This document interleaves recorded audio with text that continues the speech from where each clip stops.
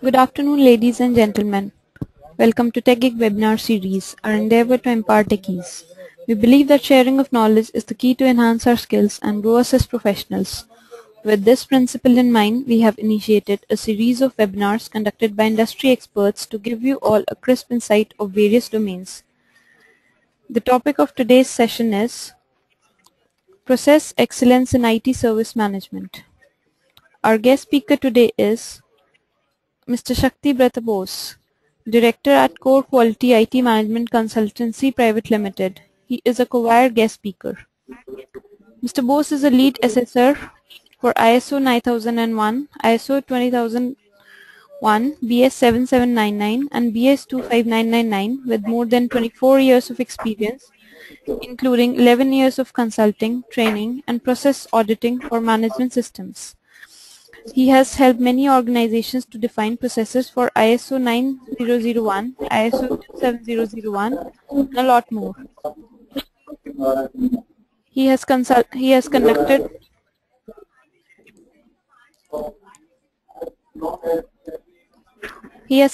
certification audits and trainings on behalf of certification bodies.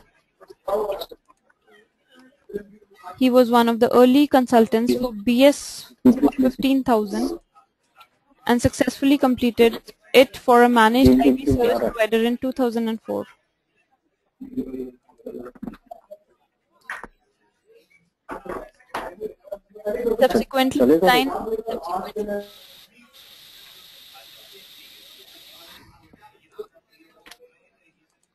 He subsequently designed and assisted for integrated certification of IT standards. Major Shakti Brata Bose is also the Director of Core Quality IT Management Consultancy Private Limited. So without further delay, I introduce you all to our guest speaker. Over to you, Mr. Bose.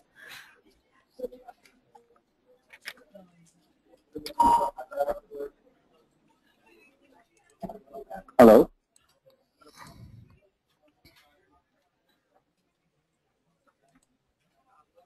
Hello to everybody. Today I shall be discussing with you process excellence in IT service management.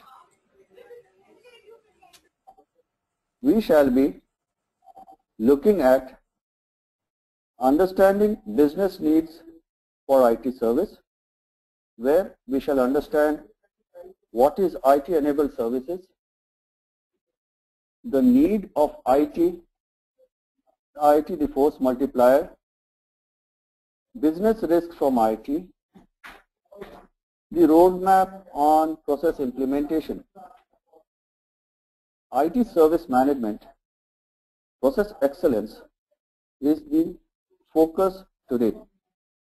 Herein, we will see what goes wrong in present implementation, how we can better understand business pulse,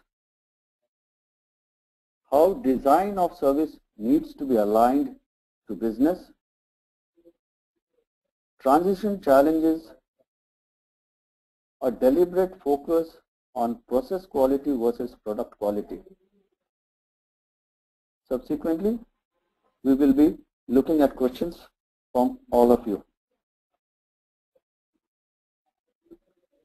IT-enabled service is a described set of facility, IT and non-IT, sustained by the IT service provider that fulfills one or more business needs of the customer, that supports the customer's business objective and is perceived by the customer as a coherent whole. There is a need to understand this definition. It is a set of facilities which fulfills customer's business need, but for the customer, it is one complete whole. IT and non-IT primarily goes towards certain environments. For example, if you have a VSAT environment, the VSAT devices are non-IP related devices, but they are an integral part of the whole service. Similarly, in a retail environment, the barcode scanner is critical to the whole service. In a traffic monitoring system, the high-speed cameras also are a composite part, and the service provider has to ensure end-to-end availability, understanding customers' business objective. This implies that business applications which support critical business processes, it could be for manufacturing environment, addressing sales to delivery, banking, retail, transportation system as an example, whether it be airline, trains, bus. It also extends to personal services we all use, whether it be bill payment, booking, complaint handling. In this, the business applications use data centers, network spreading over LAN and the wide area network, servers in data center, end user computing devices, peripherals, etc. And many a times, these extend beyond these into cloud computing, customer applications, and today towards bring your own devices, as most of our handheld devices, the smartphones, integrate with business applications.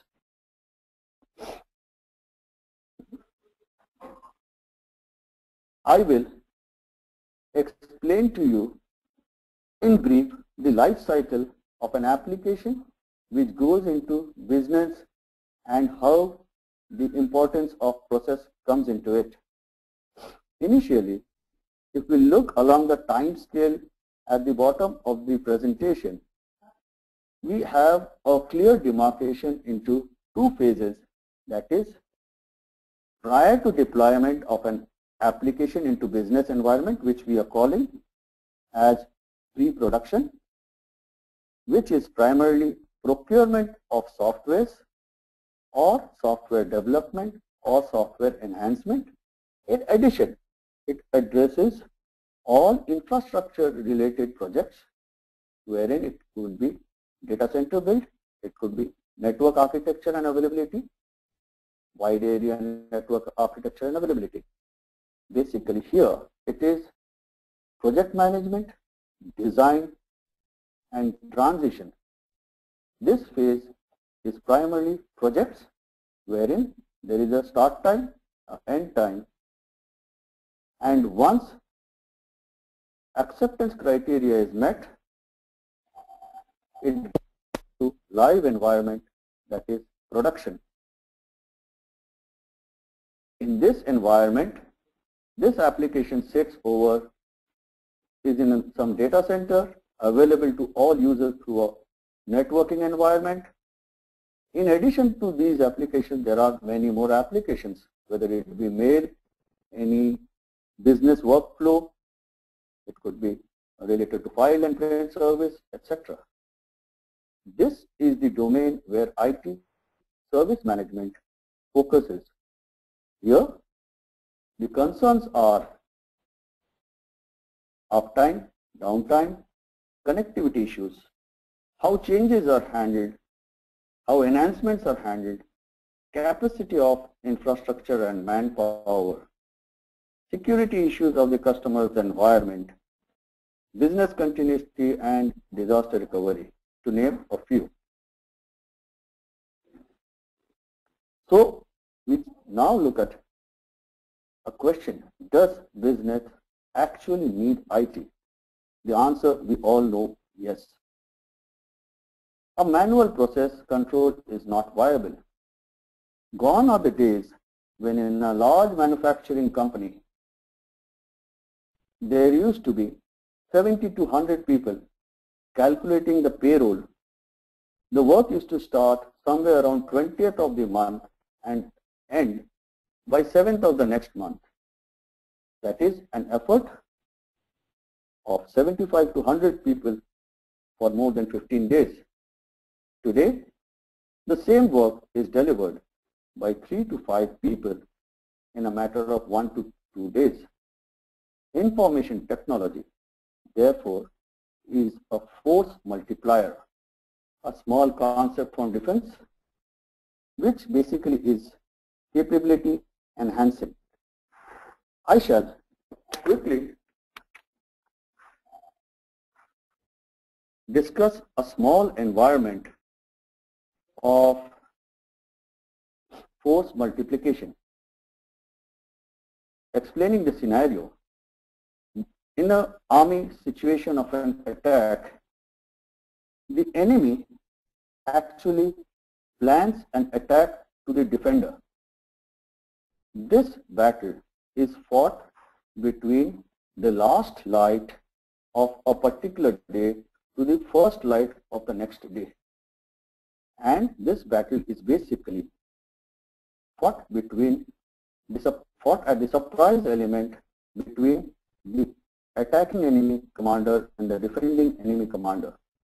In any attack, the attack forces are always 3 times the defense force, and all lines of attack will always make a headway. For the defending enemy commander, it is very critical to understand which is the main thrust line and which is fake. The defending enemy commander, this attack would start sometime at evening 6, 7 in the last light, and by around 12:31, the defending enemy commander needs to deploy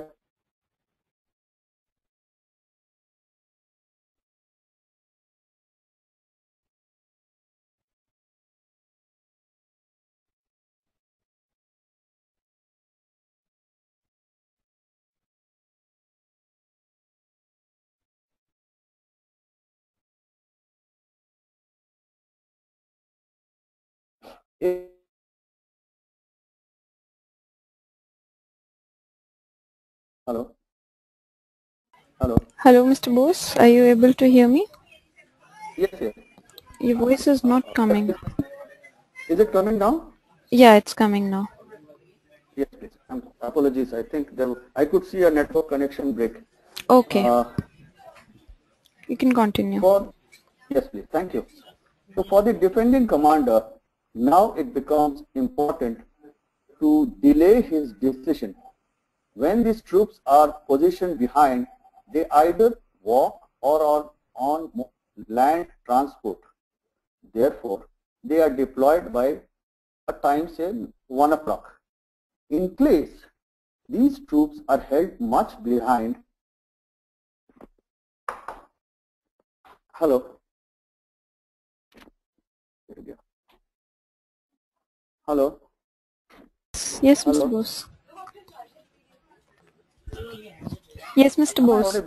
Yeah, you're completely audible. In case these troops are held behind and moved by helicopter, the defending commander can delay the move up to 1-2 hours, thereby giving him critical time to ascertain which is the thrust line. What happens here, it's a concept. With the same troops, helicopter acts as the force multiplier. It enhances the defending commander's force to deliver. Similarly, in business, as I was explaining to you, IT is the force multiplier. For IT, there are challenges, like in defense, whether it's a helicopter downtime. In IT, it is uptime, bandwidth, etc., which are critical customer requirements. Today, if you talk to any management person in an organization, whether it be manufacturing, whether it be services, now you ask him what are the highest business risks in a large manufacturing domain using ERP, etc. The management would say one of the first risks is low order position. Subsequently, maybe non-availability of raw material. Somewhere in this list, at the highest end would be non-availability of IT. IT leads to major business risks. These can be grouped into non-availability of assets, non-availability of service, non-availability of DR site, certain times omission of critical periodic tasks, and inappropriate planning. At asset, if a core switch in a data center goes down, the whole IT environment is not available. Services, it could be any of the application services. DR site, in case it does not come up as per the plan, there would be challenges. Backup, we understand, is a critical periodic task. In case backup is not correct, then restoration cannot happen. Inappropriate planning,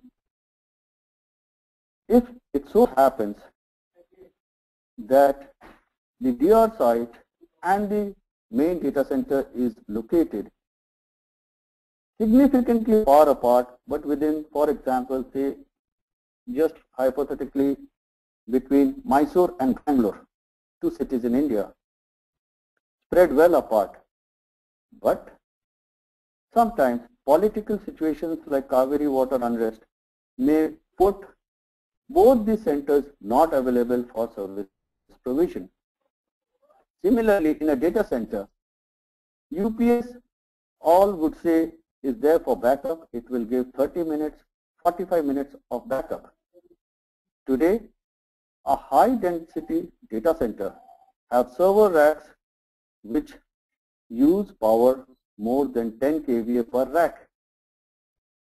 Any of the OEMs would say, server OEMs, that their servers will literally fry in 8 minutes, heat up. Meaning that just considering UPS as a backup is an inappropriate planning. It is primarily only for switching and not for sustained operations.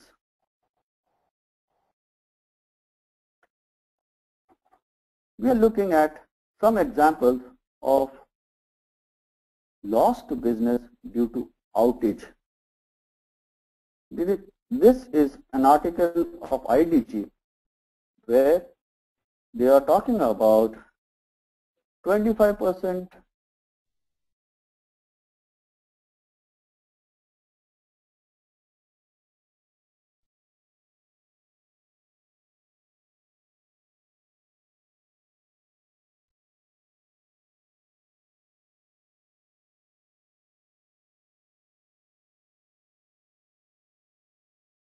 Mr. Bose, your voice is not coming.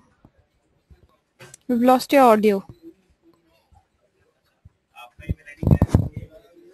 and outages. Mr. Bose, your audio went off for a while. Can you please repeat what you said? Sure. Now we are looking at cost of unplanned IT outages.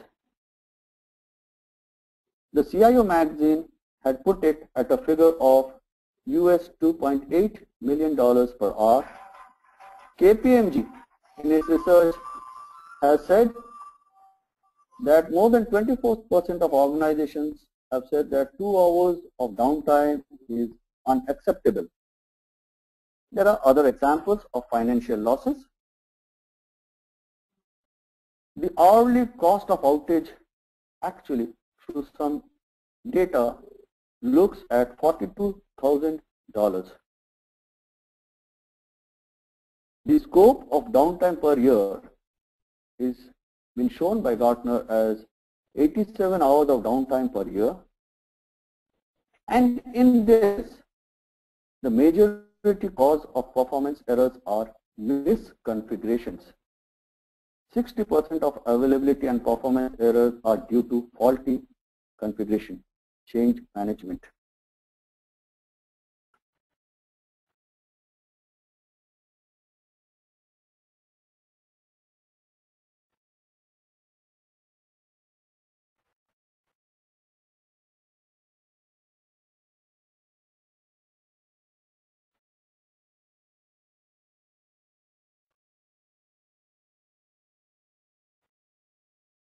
angle. Please check your audio connections. Your voice is going on and off again. Mr. Bose, I would like to interrupt you. Can you please check your audio connections? Your voice is going on and off again and again.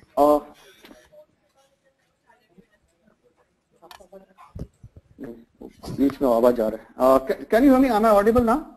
Yeah, you're audible now. Hello? Yes, you're audible. Apologies to everybody. I'll just continue. The solution. Now, any business will look at 100% availability. 100% availability technically implies creation of redundancy. Is it possible to create redundancies for all assets? It's a non-viable environment.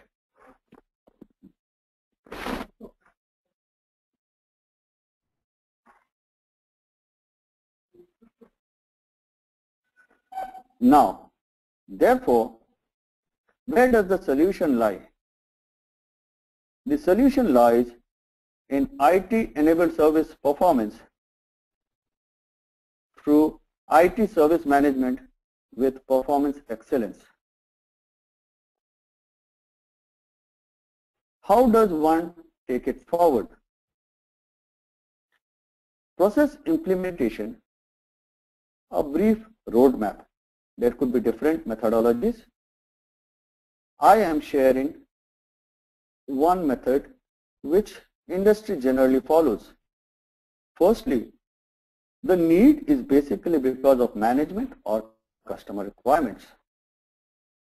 Here, an organization may look forward for implementing ITIL framework, certification against ISO 20000-1 or CMMI services.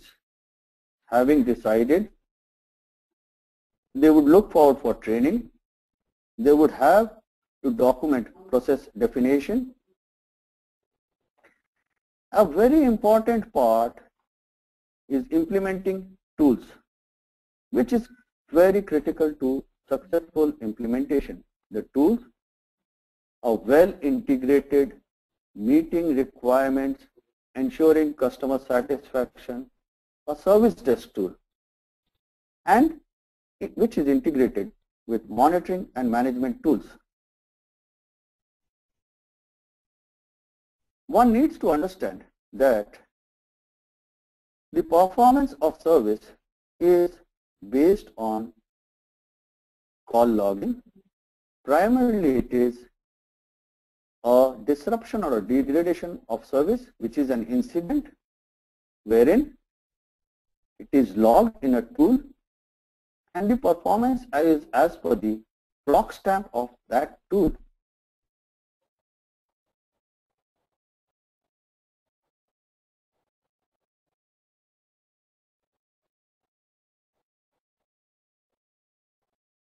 Your audio is lost again, Mr. Bose.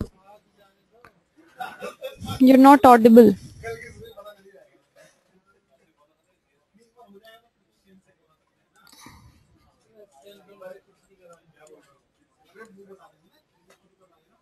And conducts Mr. Bose, internal audit. can you please connect in using a phone, because your audio is going on and off again and again. Can I have a minute? I will just connect using my data card. Okay, sure. Just a minute, please.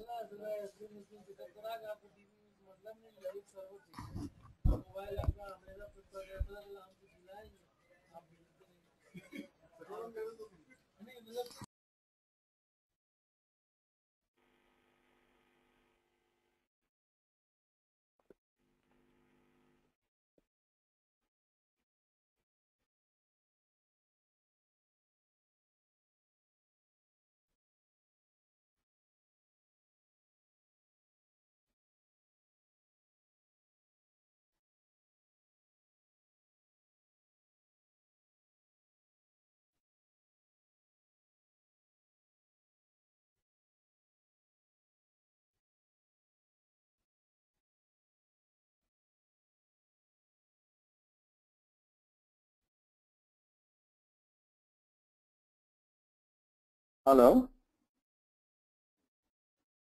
Hello? Hello? Hello, yeah, you're audible. Yes, Mr. Bose. You're audible. Apologies once again to everybody. Yes, I'll continue. So after that, the organization goes ahead for a verification through internal audit for effectiveness of the implementation, followed by management review and then certification or assessment, which is actually optional depending on the organization's requirement.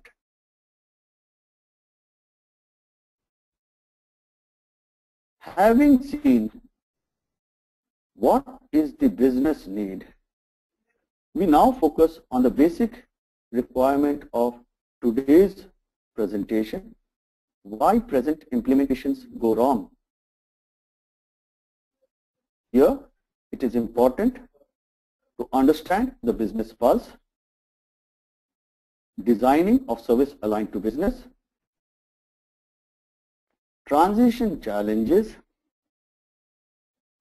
a deliberated focus on process quality versus product quality, rapid growth versus competence and training. The business pulse. Today, these domains, I shall be sharing with you some examples we have picked up while conducting service excellence audits, transactional audits, inspections of tickets, etc., to highlight the criticality of what goes wrong and how one needs to address these issues. This sales team, assisted by the pre-sales, have a major role to play. Competence commitment is critical in any IT service delivery, and a commitment is made, customer is given assurance of start of business, but most of time manpower, competent manpower is not available at the committed time. One has to commit realistically or improve recruitment processes to meet commitments. A simple example of one commitment made at one. The commitment was that customers' email fire time will be the start time of the call. Technically, in most environments, this is not possible. The call would lie in queue in the customer's mail server, be transmitted, may lie in queue at the service provider's side, and subsequently, by the time it reaches, there would be a time lag. Commitment which cannot be technically met should not be a part of any agreements. Looking at the business pulse from transition and delivery perspective, IT service management is a technical service, but there is a need to understand the service angle. Today, across wherever we are, we look for service, whether it be any industry from retail to banking to restaurant, etc. Similarly, the customer's requirement is not just technical, but an attitude, a service mindset. A problem ticket is whose responsibility? Many organizations would say, incident, I meet SLA. Problem, I don't have a solution, I don't meet SLA. Please sit in the shoes of the customer. As a service provider, whether we call it an incident or a problem, ultimately, he has business outage, which is financial loss. Somebody has to be accountable. The next, I am going to share with you a small example on mapping business losses to an infrastructure. I am looking at an organization which is a large manufacturing organization. They are using an automated business support process, maybe SAP, maybe Oracle Apps, any other ERP. They have a barcoder in the production line. Say it is an electronics goods manufacturing company. Now, as soon as the barcoder goes down, the whole production stops. The cost of a barcode printer versus the cost of production loss is not comparable. Similarly, there are certain transit documents which are printed which have to be a part of the exit as a part of legal systems before any transport, say trucks, move out of the company premises. Say this printer goes down at night 2 o'clock and till 8 o'clock it is down, and a total of 20 trucks could not move out. Because of its location, the city has no entry, and therefore till evening 9 o'clock these trucks still don't move.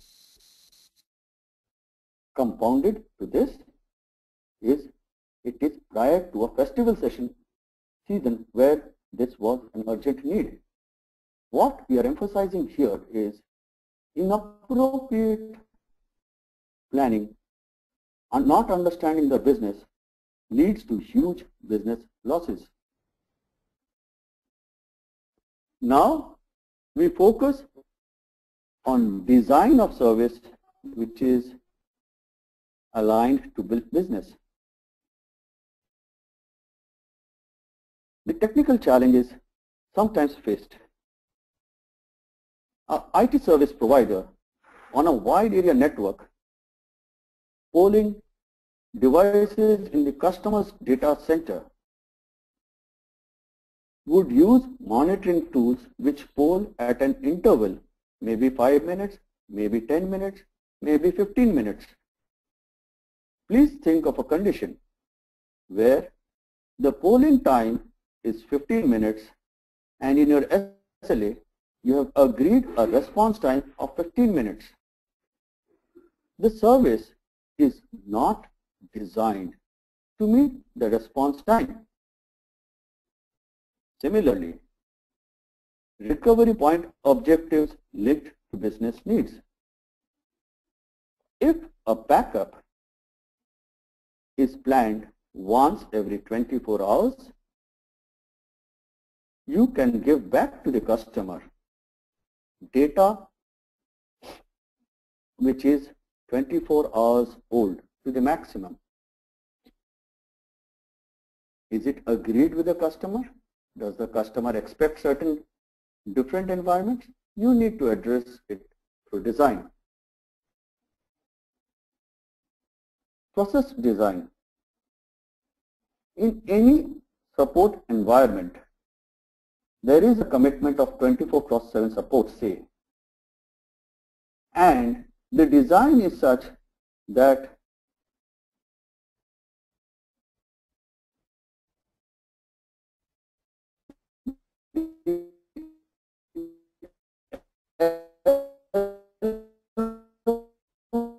one engineer is available 24/7, but maybe server and the engineer who is on call take a telephonic once and resolution. Or does he need some time to settle down depending where he is and then start the response and resolution? The basic architecture of delivery is not designed correctly. Another misunderstanding is in the understanding of the word response time. Many in the industry feel that acknowledging a call is response. In the shoes of the customer, they expect it to be when you start work. This needs to be deliberated during the design of service. Now we look at transition challenges, wherein we saw feasibility of commitment. One of them we saw earlier, call start time as per customer email time, implementation not as per commitment, and knowledge securing resource retention. These 2 points I shall highlight in my next slide. In transition, the cost also plays an important role. Many of the overheads which are incurred during transition are not part of the initial sales process. In addition, to address cost overruns, certain components of the service, for example, asset discovery, is not provided with service desk in the CMDB, or else one had asked the customer for additional costs leading to dissatisfaction. Going back to the implementation not as per commitment, I share with you a simple example. In a particular contract, there is a need to supply, implement, maintain computer hardware for production center and for data center and the complete setup. The transition team implements the service desk tool only looking at service management. The hardware component is left aside because it is managed by some other line of business within the same organization. For the customer, it is a composite delivery. These response and resolution times are linked to the hardware and the managed services together. We all know manpower is critical to delivery. If during the delivery a transition manager is not available, the transition positively is not going to happen in the correct perspective. Here I focus on process quality versus product quality. The ISO 20000, ITIL, all of them have got a very clean requirement, deliberated requirement on process quality. Product quality is not addressed very specifically. By product quality, we look at service quality. Please think of any other environment, say a manufacturing environment, manufacturing any product. After all the processes, the critical part is testing that product before it is delivered. Now, this product in IT service can come in 2 broad heads, scheduled delivery and break-fix environment. Suppose in a scheduled delivery, a log, the backup log indicates that certain files have not been backed up. What do we do with that log file? We just leave it aside many a times. Don't you think the customer should be asked that this file is not backed up? Is it business critical? Somebody should take the ownership. That is a part of testing of that scheduled delivery, immediately in batch process and batch quality. In break-fix environment, the ticket, which is the heart of the whole environment, has a start time and end time. Many a slip happens between the cup and lip in how this time is projected. This is primarily verified through transactional audits.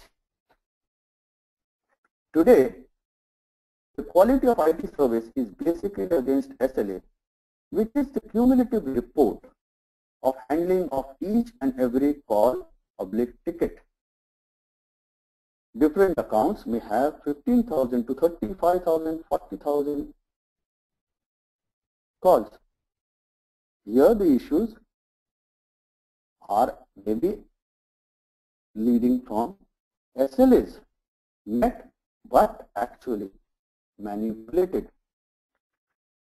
This is something which needs to be verified through some mechanism at account level and at transaction level. At transaction level, it is basically how the stop clock of the ticketing tool is handled. I have a very simple example here of some data that was fetched. In this environment, if in case the ticket status is changed from under observation to user to confirm, the SLA is not violated. This primarily is from tool configuration challenges.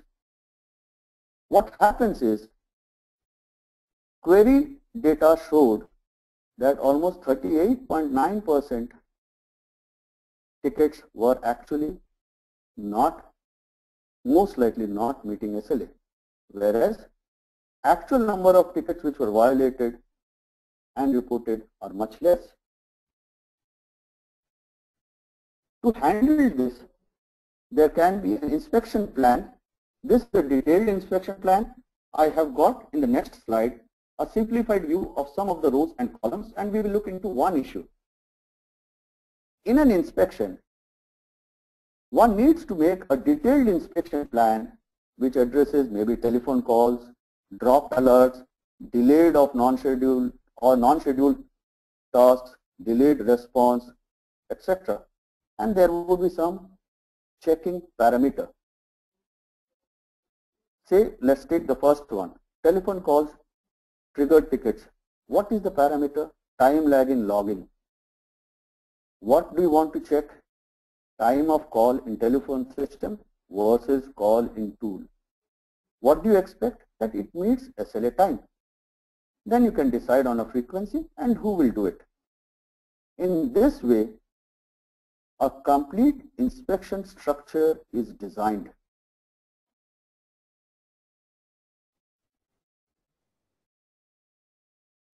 Now, we understand that all these challenges are addressed through some tools. I will now hand over to Mr. Ashok to talk on certain issues addressed by tools in the correct perspective.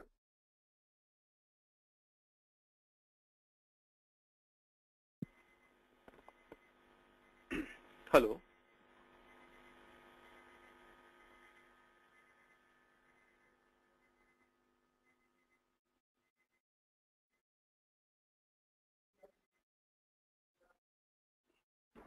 Can you see my screen?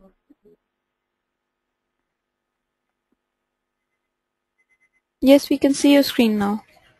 Hello, are you able to see me? Yeah, we are able to hear Can you you. see my screen, please? Yeah. Okay, fine. Okay, thank you, Mr. Bose. And basically, after that, I will be sharing some of the implementation which we have done using the tool. As Mr. Bose gave a lot of emphasis on the process. So we have a tool like Covare ITSM Studio, which basically allows you to configure the complete IT service management. And the features which Mr. Bose highlighted in his presentation, including the SLAs, the processes, the roles different people will play in resolving the tickets, what are different ticket types, what can be the asset for which the ticket can be logged in, what are the users who can log in the ticket based on the tools or the application to which they are entitled to use. All these things are basically available and you can be used in the Covare. First, what I would like to show you here is some of the processes which are there inbuilt. They come inbuilt as with the tool. First process is for the incident resolution. So incident, like some of the organization call the incident as ticket also. So when a ticket is logged into the system, as soon as the ticket is logged, immediately the process started and the task is generated for the level 1 support to review and search the knowledge base. The purpose of this activity is to basically go through the knowledge base and search whether you find a similar type of incident or a problem which was reported earlier. System will throw whatever the knowledge base is, matches with that search criteria, and the L1 guy can see whether some of the resolution or the investigation or the symptom of the problem or the ticket matches with my current problem. Then in that case, he can link it with that particular knowledge base, and a solution is found.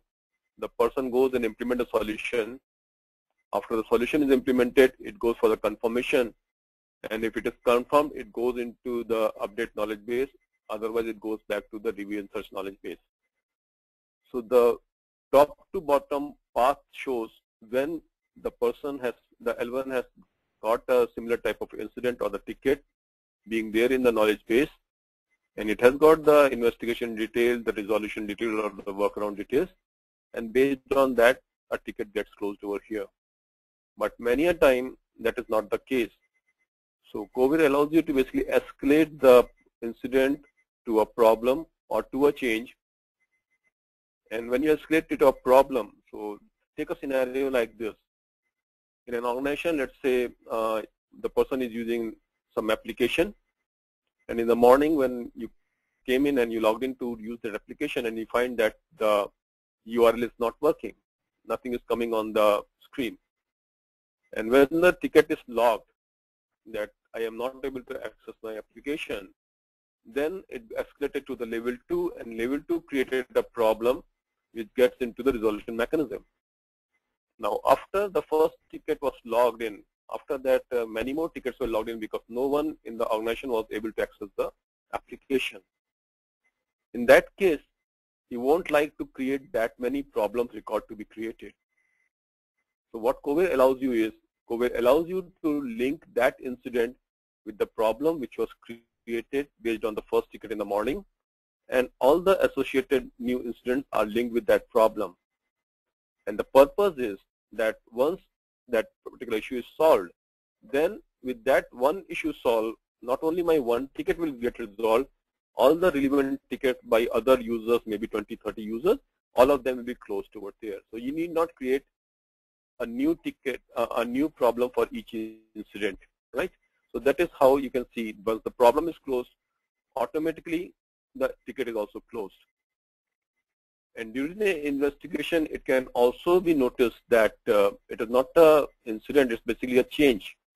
So in that case, you can basically escalate that to a change, and when the change is closed, then the incident is closed. So sitting at the ticket at the incident level, you can basically see whether the ticket is getting closed through the incident resolution mechanism, or it has been escalated to a problem, goes through the problem mechanism to get it closed, or it is escalated to a change and it gets into closure.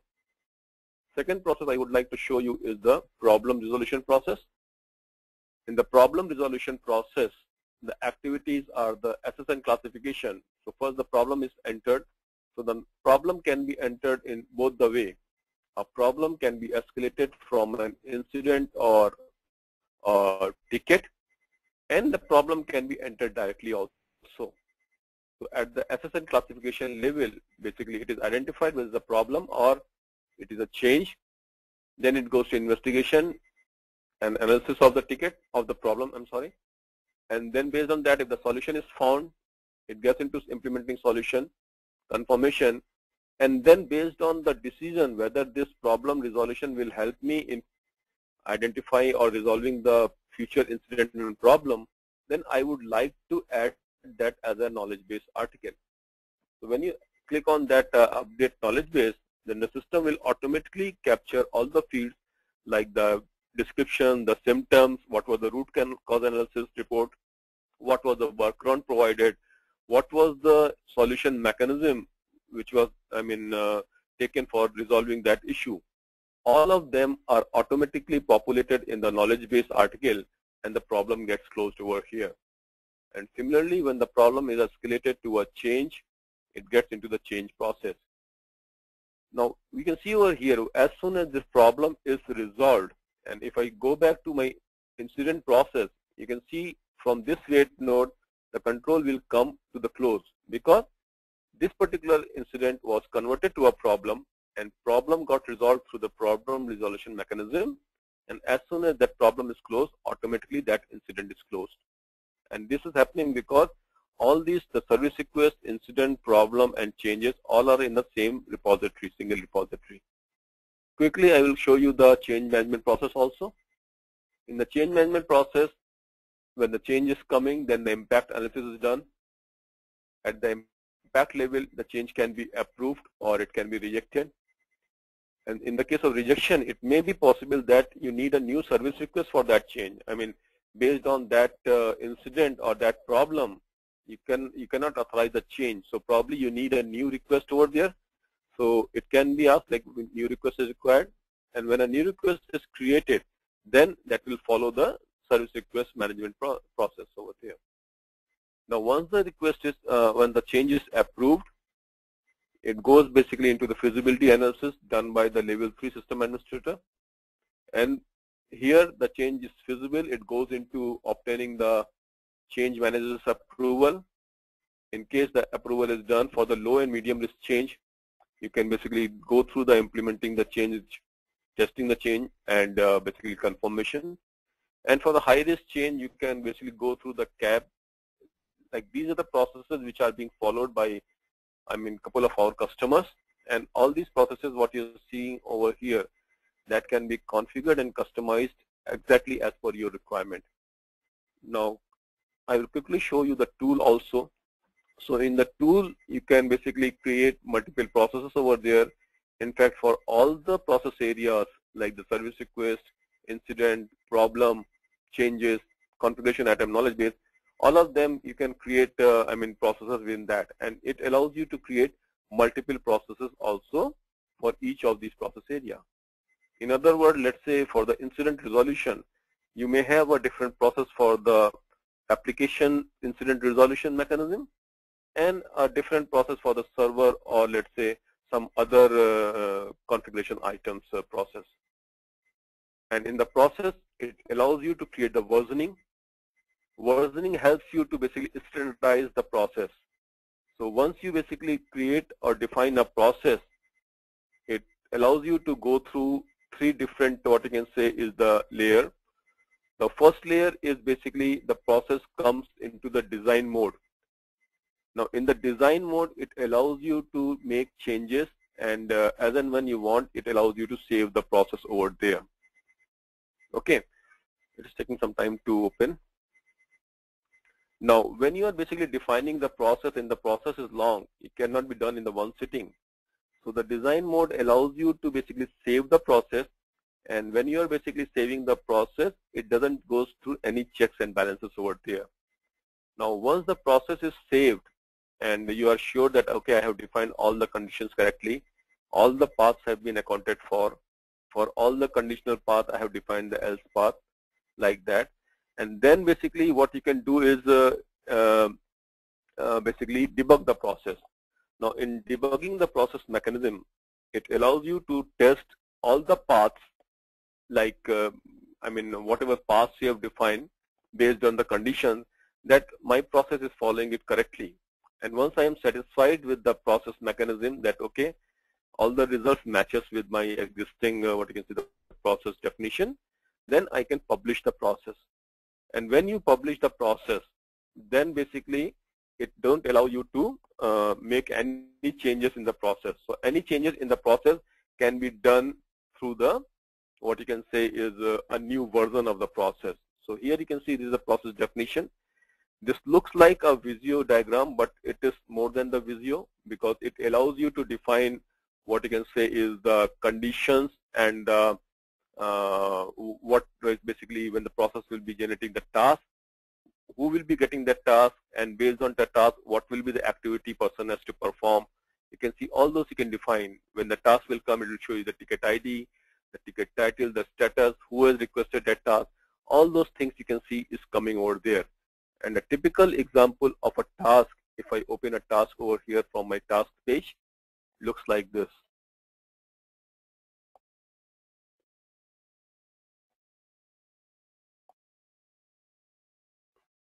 So here you can see the typical task look like. It gives you the complete detail, the ticket number, what is the ticket basically looking for, unable to access the application URL, what is the status currently, it is waiting for the change manager approval, what was the configuration item, so this is basically I am unable to access the Cover URL, what was the risk level, what is the type of change. All those things you can see is basically shown over there, and the person when it is going to access the task or the task owner, that can basically edit the, you can say, the field over there, provide the values, and based on the values provided, the process is driven as per the condition over there. So you can say that, okay, change is approved. Now you can see different fields over there. What is the change implementation benefit, the implementation reason. If change is not implemented, what could be the consequences over there. Or if I say change is not approved, then I have to basically enter what is the reason of rejection. Now this form or the task, the process is basically, you can say, customized and configured exactly as per requirement. Whatever is coming out of the box, it allows you to use out of the box process as it is. Or if you require, you can always make the changes as per your requirement over there. So like see over here, when the change is approved, now you can see the control should go basically, what you can say is the change manager approval. It should come to the implement change level over there. So if I go back to that activity over there, and after that you can say the complete task. And let me take you to the change record over there. So all these you can see, I am showing you the end user perspective as well as the administrator perspective, that it allows you to, as an end user, allows you to access the task and complete the task. And as the administrator, it allows you to access the process definition and modify or define the process as per your requirement over there. So you can see it has come to the level schedule change. Okay, so that is there. And another thing what I wanted to show you, that the process is completed, then it should come to this path. You can see that it has come to the schedule change, and in the change process, if I open the diagram again, you can see it has come to the this one, implement change over there. Okay, now I think I can go through the full tool presentation, but since the time is short, it's already, I think we have passed the time, so we can take the questions now. Mr. Bose.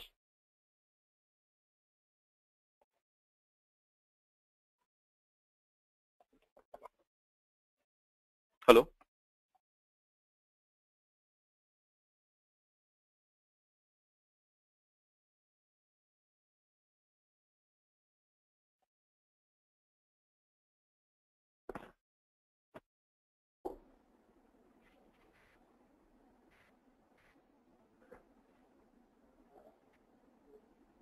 Hello. Yeah. Hello. Yes, Mr. Bose. Can you hear me? You can take up the questions now. Yes, please. Yes, I have. Yes, please.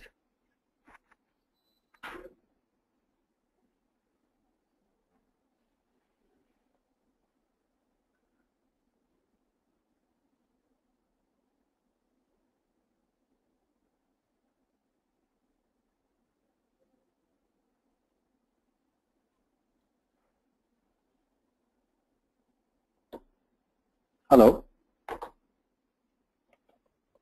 Mr. Bose, I hope you've received the question which I Can sent you you. see some questions over there in that question panel?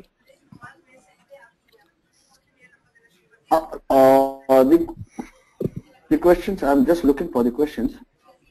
Is my screen visible? Yeah. Yeah, your screen is visible.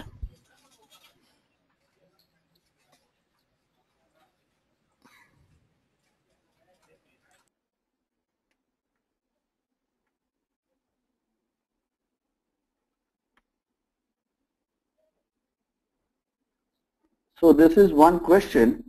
So you gave one example, enemy soldier. There you said it is hard for commander to find out which one is the real and which is fake. Can you explain meant by fake in your topic? Apologies, I don't see the name of the person who gave this question. Okay. What I meant here is the attack will take place on different fronts. There would be 2, 3, 4 fronts, and one of these fronts is the basic planned direction by the enemy commander. The others are fake. It is not a soldier. It is every attack is a group of troops which are coming in. One of them is the real one. The defense commander has to identify which is the real one and where the resources can be deployed, and how time is critical, and how helicopter acts as the force multiplier.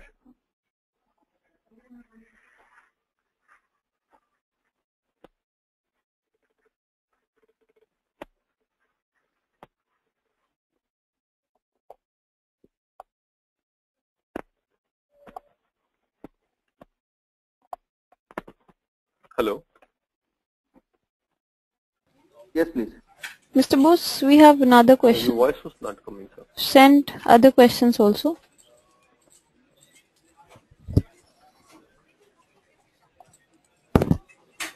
I need a little help. The question is, You yes, need to with undock. respect to slide process implementation roadmap, monitor.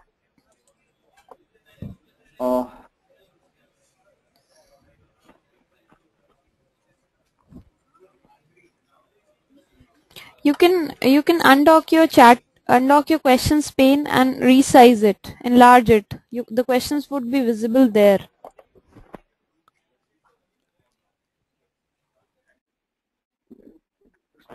Could you please quickly tell me which is the, you did tell me earlier, the undock button. The questions pane there. Can you see that?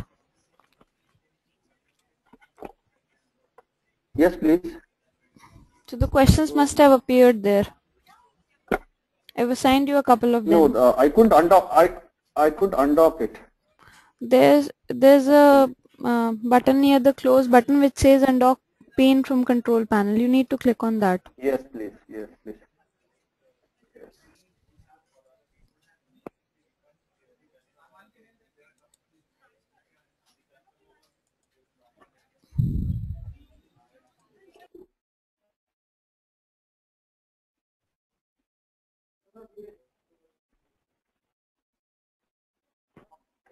Okay.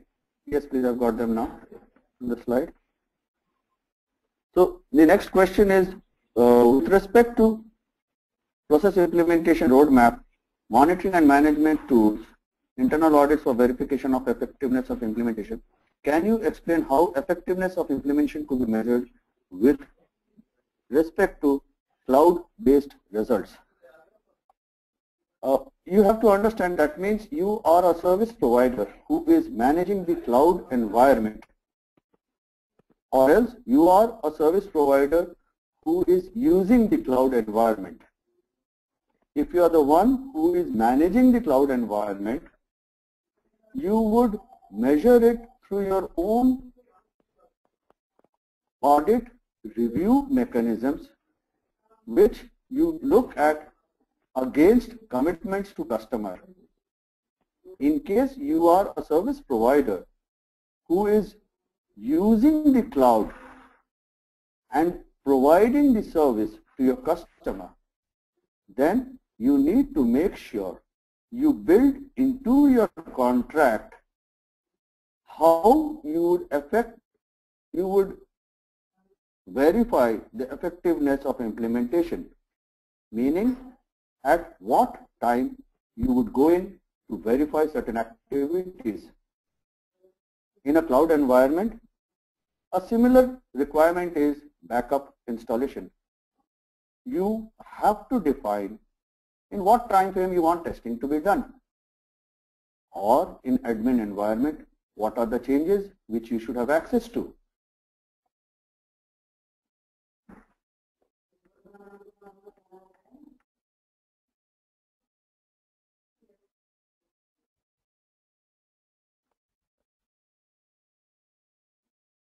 This was the question from Anil. The next question, can we have, this is by Sai Lakshmi, can we have access to any demo link of the server?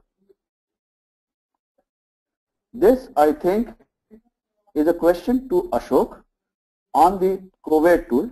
I would just like to add a point here.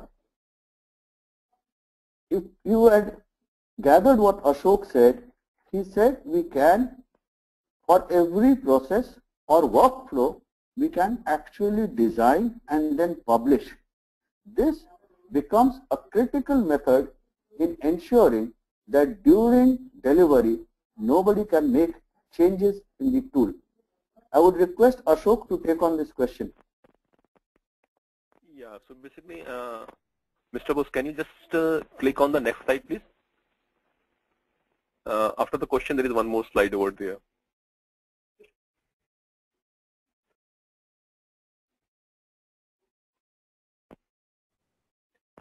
Would you like to take control of the screen? No, not the control. You just share the last slide of the screen, the 27th number after the question. Just open that slide from your PPT only. Of my presentation, right? Yeah, same. The last one, you are showing the 26th number, show the 27th number. Yeah. Okay. Right.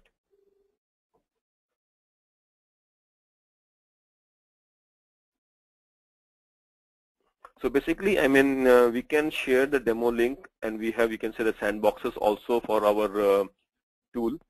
And what you can do is you can send a mail to us at sales@covid.com, and we'll get back in touch with you to provide the access details. The next slide after that, right?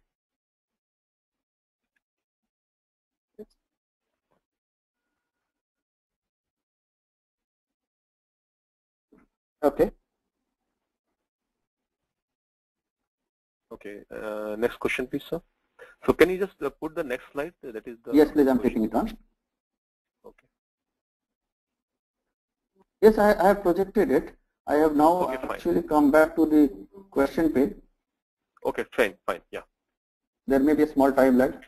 Yes. Right. Okay, so take the next question, please, sir. Can you please move on to the last slide? Souvik Datta. What is the... Mr. Bose, can you please move on to the last slide and please repeat the email ID? The email ID which you shared, Mr. Ashok, you need to repeat that. Sure. Yes, I will repeat it. The email ID where you can ask for demo is sales@covid.com, and you will see on your screen telephone numbers where you could also make a call and your request will be entertained.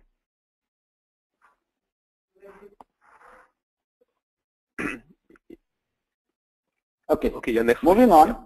The next question is from Souvik Datta. Yeah. The next question is, what is the framework used for measuring process and quality simultaneously?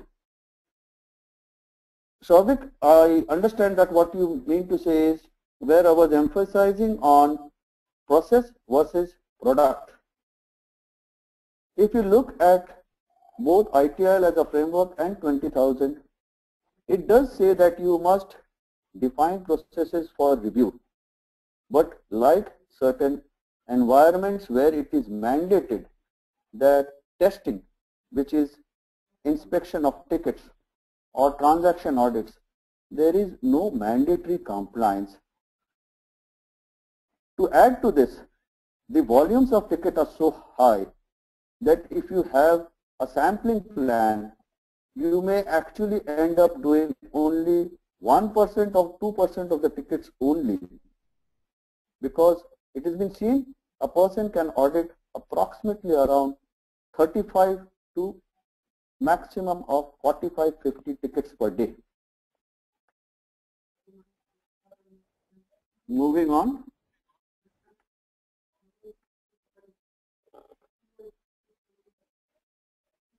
Next question is Sudaksina Basu, where the question is, what is the difference between problem and incident? I would like to address this with two perspectives. For a customer, it is a disruption or a degradation of service, and the customer is not interested whether the service provider calls it a problem or an incident. For the organization delivering service, any occurrence is first handled as an incident, wherein the expectation is to meet SLA, the service provider's engineer would quickly pick it up, look at knowledge base, give the solution and move to the next call to meet SLAs. The individual is not expected to put his or her thinking caps on. In case there is a need to find out the solution, this is a method where it is handed over to another select group of people who then do root cause analysis through a problem ticket, as also explained to you, then give possible solutions, which is uploaded in the KEDB or the known error database or a knowledge base, depending on the environment and the tool. And next time, a similar nature of call will be closed at the incident level and would not be a problem ticket.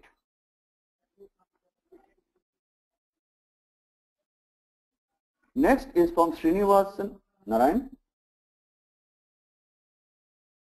Is there any way to measure my process performance? Please shed some light. What you are talking about is during delivery, you have handled some number of calls wherein it is maybe volume of call, technical competence or efficiency. Most tools permit management to create MIS to see individual performance. What is important is the tool needs to be implemented where the technical support license or whatever be the nature in the tool is not shared between 2 or 3 individuals. Then this purpose will be lost.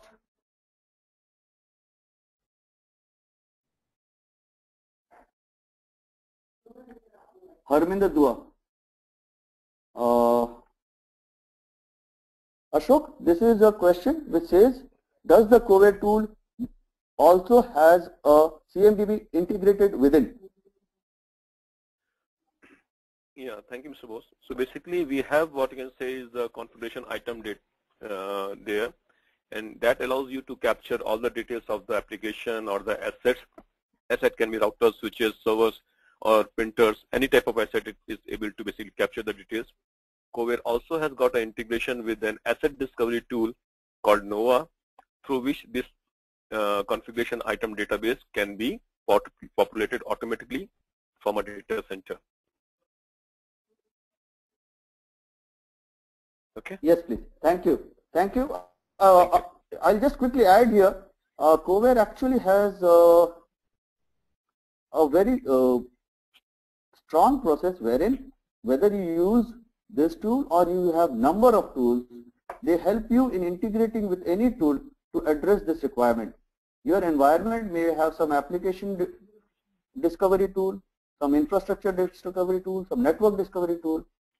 So you can use them, or else you can use the Covare tool. Yeah, so just to add one more thing over there, Mr. Bose. So basically, I mean, Covare also allows you to integrate with this device monitoring tools, and it allows you to basically create tickets based on the, the alerts from the device monitoring tools or the email. So Covare has got those features also. Thank you.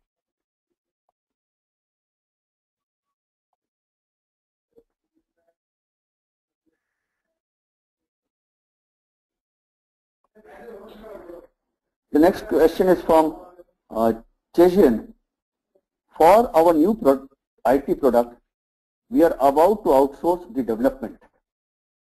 What IT strategy we can consider as a client in the SLA with the chosen service provider from our from the scratch development? That means what you're looking at is you are looking at a application which is a complete new application, or maybe an enhancement to an application, or maybe certain modules to your application where it is going to be outsourced, and how you can control to make sure that you get a proper application.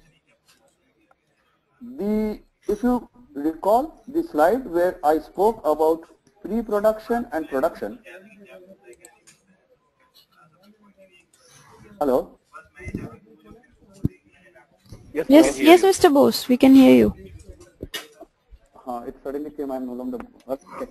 So there you actually have to put into place the controls of the application development, where this would go into the software development lifecycle processes also, where you would approve requirements, you would approve designs, you would make sure that you are shared with the complete project plan and given updates to ensure timely completion. You would approve test plans. You may actually in your contract say, I will also conduct certain levels of testing, not only UAT.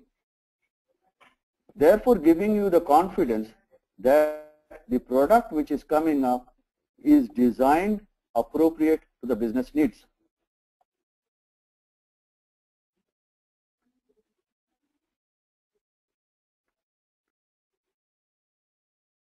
Next is from Sudaksina Basu. Is problem a repetitive incident? Problem is, as far as 20,000 standard goes, it says unknown underlying cause of one or more incident. When it says more incident, it primarily means that if there are repeat number of incidents in your repository, you need to go back, look and decide, is there some other challenge? It many a times happens actually when you give what you do in a problem management is root cause analysis, possible solutions which are permanent or temporary, which is known as workaround. As a service provider, you may assume that this is a permanent solution, but when it tends to reoccur, it indicates that what you assumed as permanent is actually a workaround. But the underlying fact, yes, repetitive incidents need to be addressed as problems.